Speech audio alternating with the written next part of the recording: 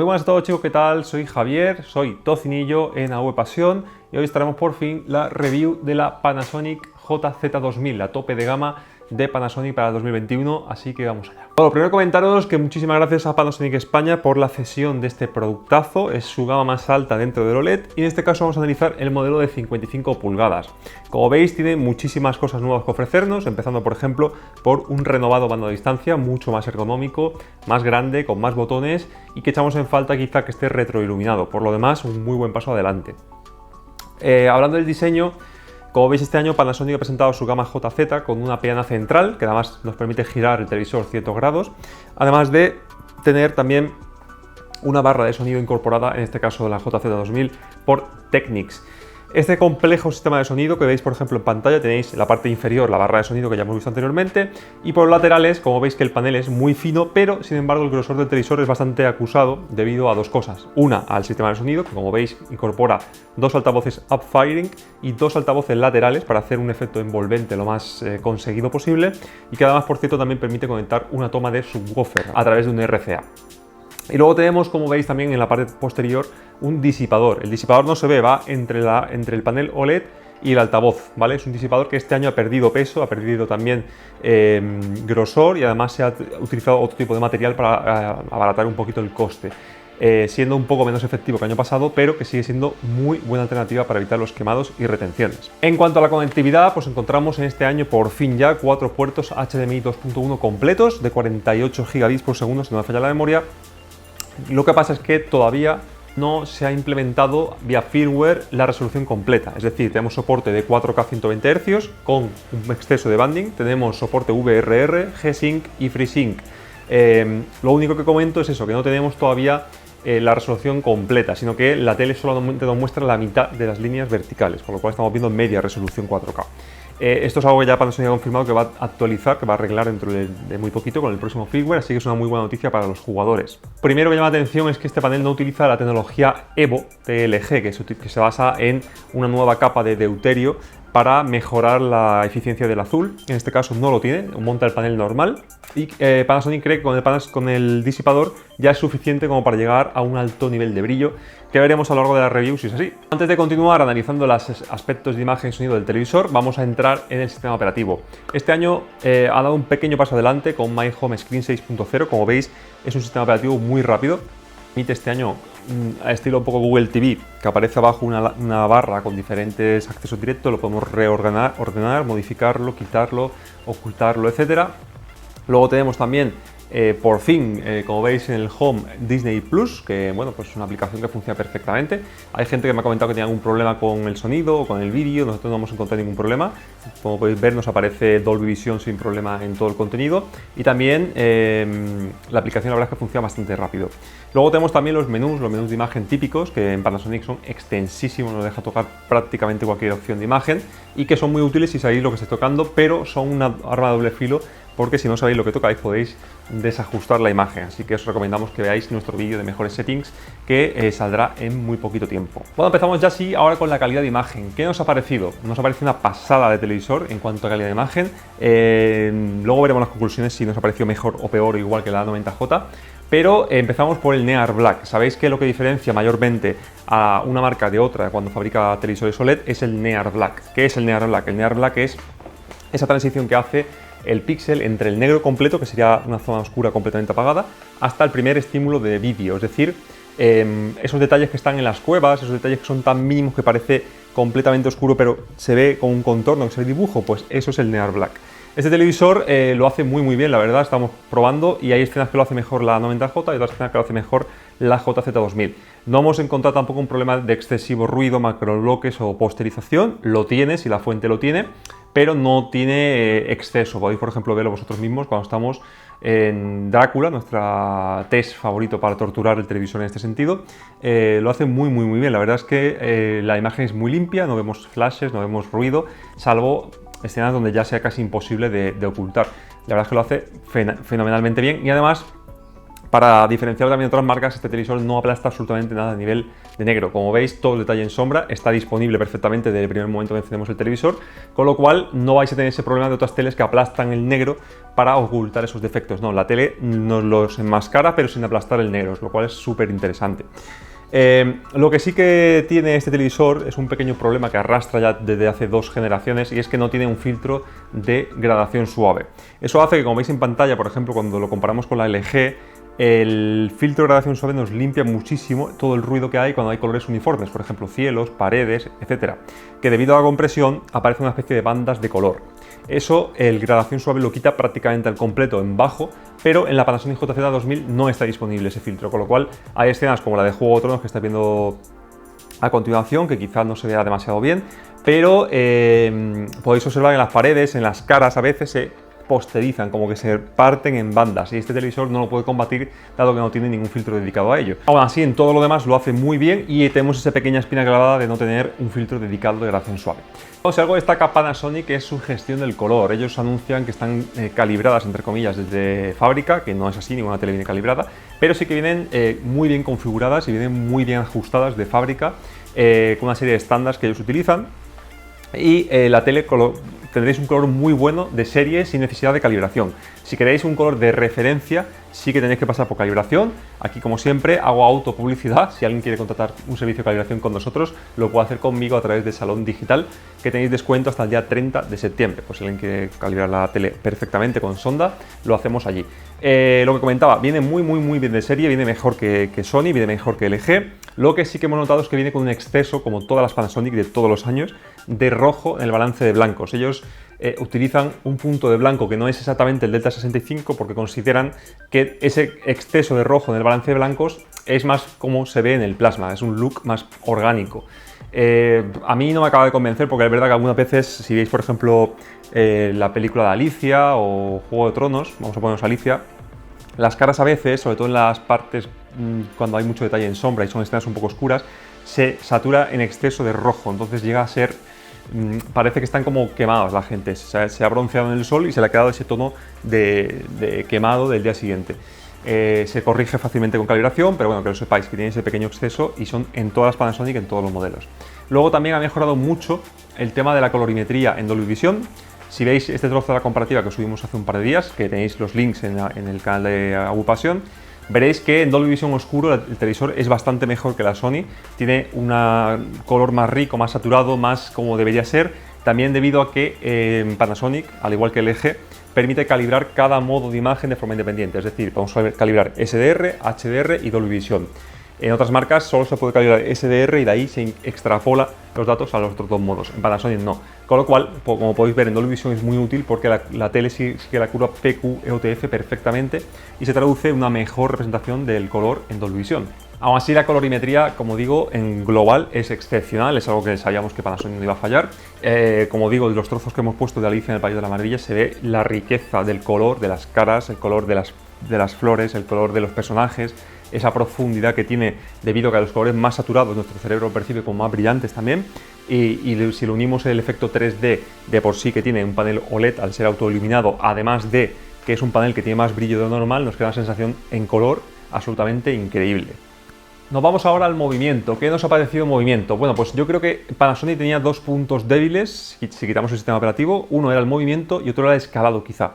Este año para mí lo ha solventado los dos con muy buena nota. Tenemos un movimiento excepcionalmente bueno. Tendrá ese pequeño problema de traqueteo propio del Sample and Hold, que son ese tipo de paneles. Al activar el interpolador el año pasado nos introducía una pérdida de frames en algunas escenas rápidas, o cuando por ejemplo el personaje se quedaba quieto y al momento se movía, esa transición, el frame se perdía. Normalmente se producía siempre en Dolby Vision y este año no pasa, lo veremos a continuación. Pero lo que quería deciros, si veis por ejemplo la escena del Capitán América, cuando están peleando todos los personajes, el movimiento ha mejorado, el interpolador es perfecto, yo lo encuentro al nivel que el de Sony, no hay ningún súper bueno si lo configuramos en valores bajitos, o incluso si lo podéis poner en mínimo si os gusta un pelín de efecto telenovela, y lo hace súper bien, la verdad es que perfecto, lo digo de verdad. Y el problema que comentaba de Dolby Vision, por ejemplo hemos puesto Meridian, el año pasado me acuerdo que lo noté en casi todas las series de Netflix que son en Dolby Vision, y también en Ultra HDs físicos a través del reproductor, y este año no lo he notado. He estado probando a fondo y yo lo veo perfecto, por lo menos en modo Dolby Vision oscuro, no he notado ningún tirón ni nada. A través de Disney Plus también, lo mismo, va perfecto, así que parece que lo han solucionado casi al o 100% o 99%. Nos vamos al procesado de imagen. ¿Qué nos parece este año en procesado de imagen? Como decía, dos aspectos muy importantes que ha mejorado Panasonic. Uno, interpolador de movimiento, y dos, escalado. Este año está más al nivel de Sony que año pasado. Lo que pasa es que son dos aproximaciones diferentes. Mientras que Sony tiene una aproximación de escalado quizá un pelín excesivamente nítida, que a veces nos da ese efecto tan nítido de como 3D, pero a veces en algunas escenas parece demasiado procesado. Panasonic todo es más orgánico, es casi como ver una imagen proyectada más que ver una imagen OLED, es una cosa muy extraña. Así que depende de vuestro tipo de imagen, os gustará o no. Lo que sí puedo deciros es que ha mejorado en términos de nitidez sin llegar a la artificialidad. Y también, si queréis ese punto de procesamiento, ¿vale?, al estilo Sony o incluso al estilo Philips, lo podéis conseguir con la opción de remasterización de resolución, que tiene varios niveles, desde automático hasta off. Podéis poner varios niveles y, por ejemplo, en mínimo le queda muy bien el look y os da ese pequeño efecto de nitidez extra en los bordes. Pero bueno, como digo, se puede activar y desactivar, y además en Panasonic todos los ajustes son muy finos, así que no vais a desvirtuar gran cosa de la imagen. Pero bueno, que lo sepáis que está ahí la opción. Luego, aparte de eso, como digo, se traduce todo. Si veis, por ejemplo, la película de Drácula, que en este caso la tenemos en 188p, si no recuerdo mal, está escalando el televisor y se ve bien. Lógicamente no vais a poder ver material de DVD o inferior que digamos que se ve bien. Le faltará nitidez, se verá borroso, pero está interpolando, está inventándose el 99% de la imagen. Aún así, hace milagros, la verdad, limpia muy bien la imagen, como hemos comentado al principio del vídeo. No hay excesivo ruido. La nitidez está en su punto justo, aunque como digo lo podéis modificar un poquito con la remasterización de resolución. Y la verdad es que con el movimiento nuevo, que no tiene ese pequeño frame perdido que pasaba el año pasado, la experiencia es bastante buena. No sé si estará al nivel de Sony en cuanto a escalado, pero ya os digo que se queda muy cerca y lo podéis modificar casi completamente a vuestro gusto, así que muy bien. Luego también dentro de este apartado podemos hablar de la uniformidad. Es algo que no suelo analizar en los reviews porque depende mucho del panel en sí, no del modelo, sino de si compro otra JZ2000, igual no nos viene tan bien como esta, por eso no lo analizamos, pero bueno, en este caso en concreto, como veis, el 5% gris viene perfecto, parece una cartulina gris, o sea, es que no tiene ni un solo defecto. Y el 100% blanco igual, cero tintes, cero, o sea, viene perfecta, viene de auténtica referencia. Así que bueno, Panasonic tiene fama por cuidar un poquito mejor los paneles, aunque es verdad que también tiene la lotería, y por lo menos en esta unidad ha venido perfecto.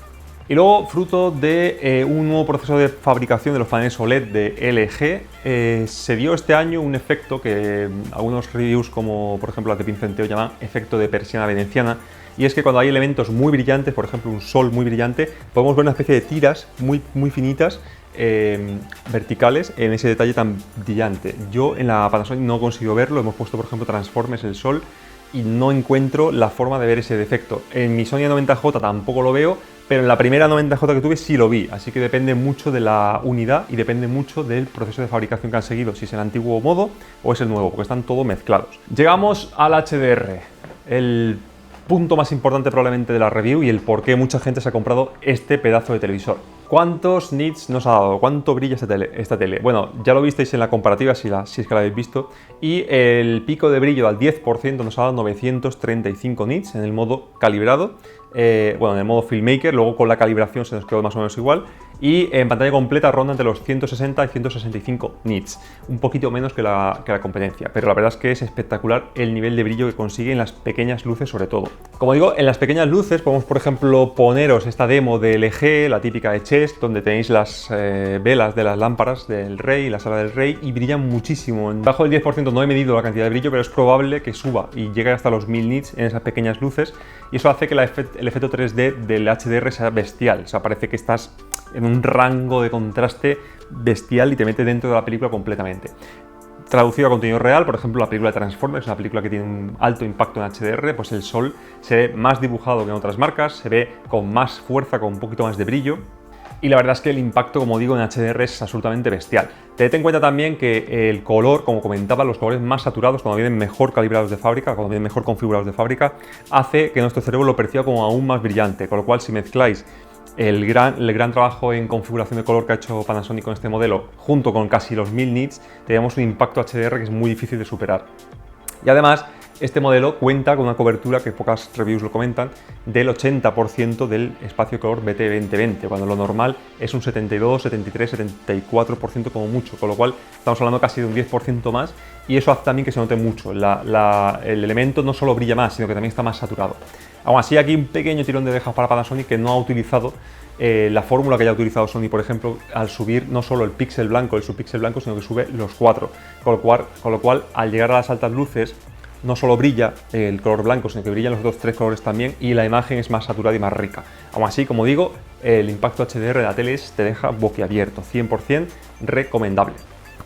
No solo eso, sino que en Dolby Vision, como habéis podido ver, la comparativa también tiene una implementación excepcionalmente buena, con el Dolby Vision completo, que se llama, que es el que acepta las dos capas, no solamente el modo Low Latency Mode, sino que es un modo completo, con lo cual si tenéis reproductor de Ultra HD físico lo vais a gozar muchísimo, porque el impacto de Dolby Vision en este tipo de material es muy superior al que podemos encontrar en plataformas como Netflix, Amazon Prime, etc. Luego, para acabar con el HDR, tenemos también que relacionarlo con lo que comentábamos al principio del tema de gradación suave. En HDR sí que también se nota mucho, porque en HDR cuando el evento brilla mucho llega a partirse un poquito los elementos, y si no tienes un filtro de gradación suave, lo que pasa es que el banding, la posterización, se ve más. Por ejemplo, hemos puesto esta foto de un frame de El Gran Showman, donde la cámara casi no lo capta, pero la luz que cae del foco tiene una serie de bandas que en otras marcas no se ven porque tienen filtros para evitar ese problema. Y también en la introducción de Kingsman, la del 2014, cuando sale el sol, cuando está en Argentina, también se ve como alrededor del sol hay una serie como de ondas, ¿vale? Partidas de color distinto, que es porque no tienen un filtro de gradación suave. Pero bueno, son escenas muy contadas y muy difíciles de ver. En HDR, por cierto, tenemos que comentar también que este modelo soporta los 4 HDRs, HDR10, HDR10 Plus, Dolby Vision y HLG. Y además de ello, soporta las dos versiones, digamos, de Dolby de HDR, que son el HDR10 Plus Adaptive y el Dolby Vision IQ, que utilizan los sensores del televisor para, si estamos en una sala iluminada, suban o bajen la gamma para que se vea como debería verse si estamos en un entorno oscuro.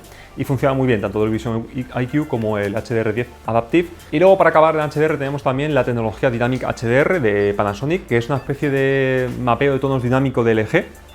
En Panasonic está partido en dos trozos. Tenemos esta tecnología, que si no voy mal, por lo que está probando, como veis en la imagen, a oscuras no hace absolutamente nada, pero de día sí se nota bastante cuando hay un poquito de luz, y en algunas escenas en concreto también, así que es probable que trabaje con el sensor de luz para subir o bajar la gamma, una especie de Dolby Vision IQ, pero en HDR, ¿vale? Y luego tenemos el mapeo tonal o el tone mapping, que llama Panasonic, donde podemos poner el corte a partir del cual queremos que nos mapee o a partir del cual no. Incluso lo podemos desactivar, cosa que no aconsejo para nada, pero bueno, es muy útil para ciertas situaciones, como por ejemplo configurar las consolas con el mapeo de la propia consola, dado que Panasonic no soporta HG y G, con lo cual hay que desactivarlo, configurar el HDR en la consola y luego volver a activar el tone mapping. Así tenemos la imagen perfectamente.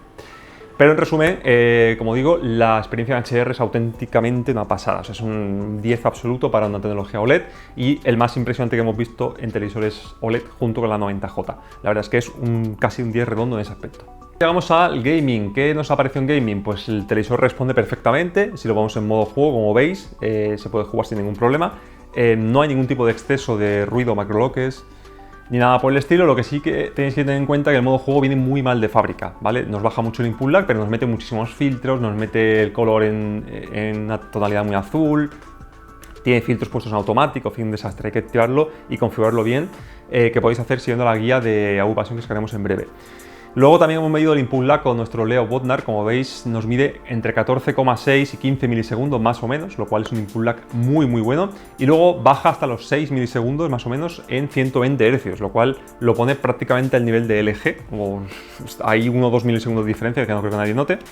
Pero tened en cuenta que lo estamos midiendo a fecha del 28 de septiembre, con lo cual todavía no ha salido el firmware que activa la resolución completa. Así que es probable que al activar la resolución completa nos suba un poquito el input lag si estamos jugando con VRR. Como decía al principio del vídeo, este televisor es compatible 100% con 4K VRR. Lo que pasa es que tiene un pequeño exceso de banding. Luego también es compatible con G-Sync y FreeSync, y también es compatible con juegos 4K HDR 120, pero de momento no es compatible con Dolby Vision. Todo ello teniendo en mente que solamente nos va a mostrar la mitad de la resolución vertical, que son 3840 por 2160, con lo cual estamos viendo solo 1080 líneas verticales. Tenedlo muy presente. Bueno, llegamos a las conclusiones, espero que os haya gustado la review, intento siempre, como digo, compensar el tiempo para que no sea muy larga y tampoco sea muy corta, y vamos con las conclusiones, que siempre me enrollo un montón en este apartado. Encontramos un televisor que está hecho otra vez, otro año 100% diseñado para los cinéfilos. Encontramos un color de auténtica referencia que se puede mejorar con calibración como todas, pero muy bien de serie. Tenemos un diseño que este año no va a dejar indiferente a nadie, como el año pasado, con el tema de la peana circular en lugar de rectangular, que era más elegante, pero a cambio nos deja mover el televisor unos 30-35 grados más o menos hacia los lados. Luego, el diseño de la JZ2000 es muy peculiar, con sus altavoces Dolby Atmos Upfiring hasta el techo, digamos, de la tele, lo que hace el televisor bastante más gordo, pero tenemos una calidad de sonido bastante mejor que la competencia y que más o menos estará al nivel de la 90J, un poquito por encima, un poquito por debajo, depende del gusto del cliente. Luego tenemos también un mando a distancia renovado, mucho mejor que el del año pasado, en mi opinión. Bastante pesado, lo único que pasa es que tiene dos problemas: uno, que no está retroiluminado, y otro, que el material ha dejado de ser aluminio para ser plástico, con lo cual parece que es de peor calidad. En cuanto a calidad de imagen, como decíamos, color de referencia, y luego tenemos un HDR absolutamente impactante, con unos 930-920 nits al 10% y 165-160 a 100% de pantalla, lo cual hace que sea la tele OLED más brillante junto con la 90J. Así que tenemos un impacto en HDR altísimo, que junto con un gran control de las zonas cercanas al negro, con un detalle en sombra espectacular, hace que la imagen sea completamente 3D. Tiene un no sé qué que te mete dentro. Además de eso, tiene una de las mejores implementaciones que hemos visto de Dolby Vision y Dolby Vision IQ. Soporta los 4 formatos de HDR, y en cuanto a conectividad tenemos 4 puertos HDMI 2.1 completos. Y quizá el único punto débil sea de este televisor tres cosas. Uno, el precio. Es un televisor excesivamente caro, incluso con todo el tema de los altavoces. Por ello, la marca sacó la JZ1500, que es prácticamente la misma tele, pero sin los altavoces. Luego tenemos el sistema operativo, sigue estando descolgado con respecto a la competencia. Funciona muy bien, funciona muy rápido, se puede reorganizar casi todo. Nos han metido Disney Plus, pero lógicamente sigue siendo mucho más cerrado que el Google TV o WebOS o Tizen. Y para acabar, teníamos el tercer problema, es que todavía no tenemos la resolución completa activada para VRR, y se supone que aguantará VRR 120 Hz con la resolución completa, pero nadie ha asegurado que sea así. Quizá activan la resolución completa, pero solo hasta 60 Hz, así que habrá que esperar a ver cómo se desarrolla este tema de la resolución para los más gamers. Por lo demás, un televisor muy altamente recomendable, como era de esperar. Está en la cima de la calidad de imagen junto con la 90J, en nuestra opinión. Y el único punto débil que hemos podido sacar en calidad de imagen es el tema de grabación suave, dado que, por ejemplo, el problema que se comenta que tiene de que en algunas escenas oscuras o cuando hay fondos se parte y aparece con una especie de manchas o de ruido, incluso en detalle en sombra, nosotros no lo hemos notado. Hemos dejado la tele 140 y pico horas tiene y está perfecta, ¿no? Hemos probado mil y una escenas difíciles, complicadas, con luz, sin luz, con mucho, con poco brillo, y no hemos sacado ese defecto en ninguna de las escenas. No sé si es porque es de 55 pulgadas, no sé si es porque tienen razón en algunos foros, hay que dejarle un rodaje de 150-200 horas para que el panel se asiente y no muestre ese problema. Y luego, como hemos dicho, también han solucionado el tema de los saltitos que había en Dolby Vision, no están, así que la tele es casi redonda. La verdad es que para cine es un 10 y para juegos actualmente será un 9, así que un televisor muy altamente recomendable. Si os interesa más información sobre este televisor, podéis utilizar y ver los dos vídeos que hicimos de la comparativa con la A90J. Si nos da tiempo, haremos una comparativa con la G1 también y quizá con la 806 de Philips, así que no os lo perdáis. Suscribiros si os gusta, por favor, dale click a la campanita para no perder las notificaciones. Y como siempre, muchísimas gracias a todos, chicos, nos vemos en el próximo vídeo. Un saludo a todos y chao.